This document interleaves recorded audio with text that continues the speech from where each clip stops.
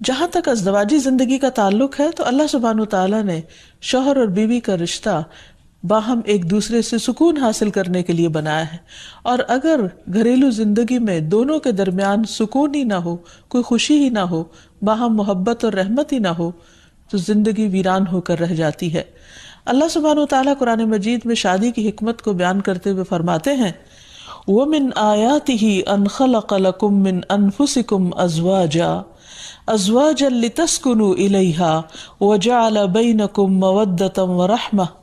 إِنَّ فِي ذَلِكَ لَآيَاتٍ لِقَوْمٍ يَتَفَكَّرُونَ۔ اور اس کی نشانیوں میں سے ایک یہ ہے کہ اس نے تمہاری ہی جنس سے تمہارے لیے بیویاں پیدا کی تاکہ تم ان کے پاس سکون حاصل کرو، اور تمہارے درمیان محبت اور رحمت پیدا کر دی۔ غور و فکر کرنے والوں کے لیے اس میں کئی ایک نشانیاں ہیں، یعنی اللہ سبحانہ وتعالیٰ نے تو فطری طور پر انسان کے اندر ایک دوسرے کے لیے کشش رکھی ہے، محبت رکھی ہے، لیکن اگر وہ کسی وجہ سے ختم ہو گئی ہے یا موجود نہیں ہے تو یہ بھی انسان کی زندگی میں ایک بہت بڑا دکھ اور آزمائش ہوتی ہے۔ تو اس سے نکلنے کے لیے اللہ تعالیٰ کی مدد اور اس کا سہارا لینا چاہیے، اور کسی بھی غلط قسم کے کام سے بچتے ہوئے اللہ تعالیٰ سے عاجزی کے ساتھ گڑ گڑا کر اس رشتے کی محبت اور خوشی کے لیے دعائیں کرنی چاہیے۔ پہلی بات تو یہ ہے کہ شادی سے پہلے ہمیں اسلام نے اچھے رشتوں کے انتخاب کا ایک معیار دیا ہے۔ مثلا شوہر کے انتخاب کے لیے جو ہمیں حدیث ملتی ہے اور نبی صلی اللہ علیہ وسلم نے جو کرائیٹیریا دیا ہے اس میں آتا ہے کہ اگر تمہارے پاس کوئی ایسا شخص نکاح کا پیغام بھیجے جس کے دین اور اخلاق سے تم مطمئن ہو تو اس سے اپنی بیٹی کا نکاح کر دو، اگر ایسا نہیں کرو گے تو زمین میں فتنہ اور زبردست فساد برپا ہوگا۔ تو اس حدیث سے یہ پتہ چلتا ہے کہ شادی سے پہلے انسان کو ضرور یہ دیکھنا چاہیے کہ جہاں وہ اپنی بیٹی کو بیاہ رہا ہے اس شخص کا اخلاق، کردار، مزاج کس قسم کا ہے۔ یعنی محض کسی دنیاوی فائدے یا کسی کے مال یا بظاہر زینت اور رونق کو دیکھ کر شادی نہیں کرنی چاہیے، بلکہ دین کو معیار بنانا چاہیے۔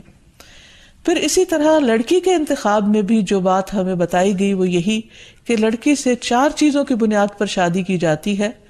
لیکن نبی صلی اللہ علیہ وسلم نے جو خاص طور پر تلقین کی وہ یہ ہے فَاظْفَرْ بِذَاتِ الدِّینِ تَرِبَتْ یَدَاک، کہ تم دین والی کا انتخاب کرو،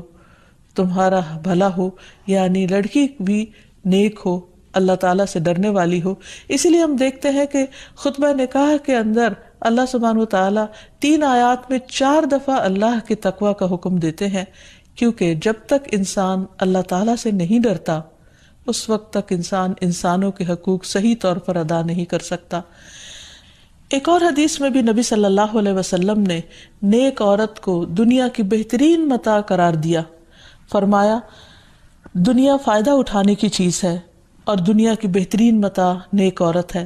یعنی کسی بھی مرد کی سب سے بڑی خوش قسمتی یہ ہو سکتی ہے کہ اسے جو شریک حیات ملے وہ نیک ہو، با اخلاق ہو اور خاندان کو بنانے والی ہو، رشتہ داریوں کو جوڑ کر رکھنے والی ہو۔ لہٰذا اس سلسلے میں اگر ہم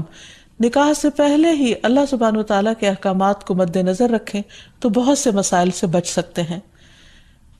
رشتے کے انتخاب کے بعد نکاح کرنے سے پہلے استخارہ کرنے کا بھی حکم دیا گیا۔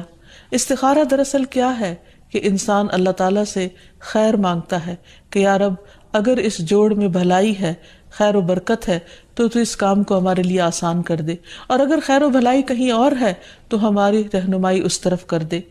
استخارے کی باقاعدہ دعا نبی صلی اللہ علیہ وسلم نے سکھائی ہے، اور صحابہ کہتے ہیں کہ آپ ہمیں قرآن کی سورت کی طرح یہ دعا سکھایا کرتے تھے۔ ہمیں بھی اس دعا کو یاد کر لینا چاہیے، نہ صرف یہ کہ شادی اور نکاح بلکہ دیگر مواقع پر بھی جب انسان زندگی میں کوئی اہم فیصلے کرنے جا رہا ہو تو اس دعا کو ضرور پڑھ لے۔ پھر یہ کہ نکاح ہونے کے بعد بھی انسان خواہ بظاہر حالات درست بھی کیوں نہ ہوں، باہم ایک دوسرے کے ساتھ محبت اور ایک دوسرے کی خیر و بھلائی کی دعائیں مانگتا رہے۔ اس سلسلے میں جو ہمیں ایک بہترین دعا قرآن مجید میں سکھائی گئی ہے وہ ہے ربنا ہب لنا من ازواجنا وذریاتنا قرۃ اعین واجعلنا للمتقین اماما۔ اے ہمارے رب، ہمیں ہماری بیویوں اور اولادوں سے آنکھوں کی ٹھنڈک عطا فرما اور ہمیں متقین کا امام بنا، یعنی ہماری جو آئندہ نسل ہو یا جو ہماری آئندہ جنریشنز ہو وہ نیک ہوں، خدا خوفی رکھنے والی ہوں۔ اور یہ کہ ہمیں اپنے ازواج سے اور اولاد سے آنکھوں کی ٹھنڈک دے، یعنی خوشی عطا کر کے ہم جب ان کو دیکھیں اور ان کی زندگی میں ان کو پھلتا پھولتا دیکھیں اور خوش دیکھیں تو ان کی خوشیوں سے ہمیں خوشیاں نصیب فرما۔ اسی طرح رسول اللہ صلی اللہ علیہ وسلم نے ایک اور دعا بھی سکھائی ہے کہ جس میں برے ساتھی اور ایسے شوہر یا ایسی بیوی سے پناہ مانگی گئی ہے کہ جو انسان کو وقت سے پہلے بوڑھا کر دیں۔ حدیث میں آتا ہے اللہم انی اعوذ بک من جار السوء ومن زوج تشیبنی قبل المشیب، اے اللہ میں تیری پناہ طلب کرتا ہوں برے پڑوسی سے اور ایسے ساتھی سے جو مجھے بڑھاپے سے پہلے بوڑھا کر دے،